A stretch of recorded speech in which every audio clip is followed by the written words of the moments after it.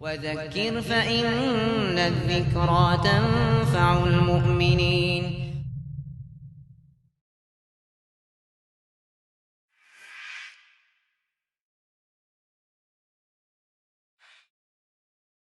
قال النبي صلى الله عليه وسلم ديل إجنو ألق خيركم من تعلم القرآن وعلم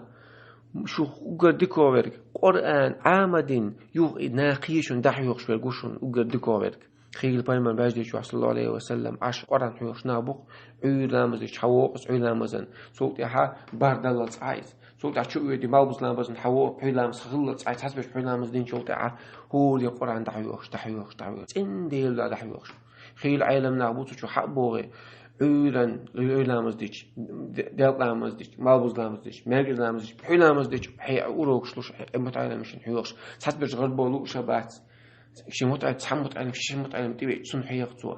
كرسلش تخوش ميكروفون واخوش باسوش تنديل شي دو علم دول ايش تقي غربو تلوش دعقلوش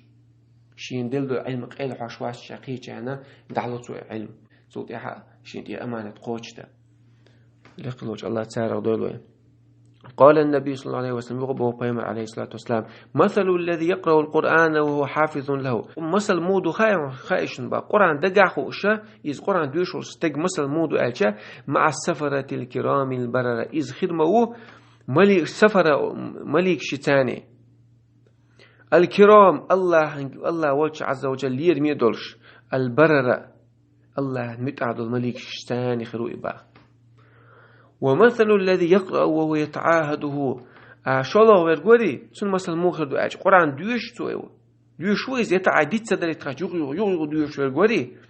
وهو عليه شديد عام دخل دولش فله اجران سن شي شز يال خير با عيل نوا قايغن تايالوتن از ديشر عام در يالوتن هنداج بو بايما سائل بديش خنا صلى الله عليه وسلم اتك تايازوش دون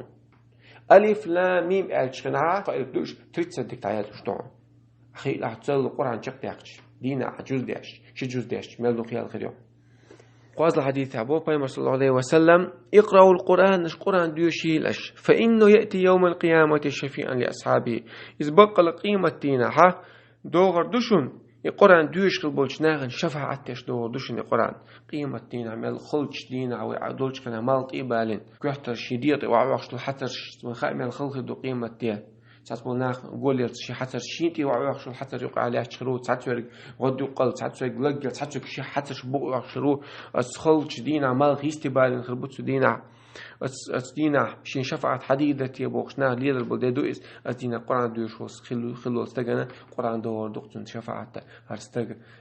قران دوش ورونر حلي ورون بوخ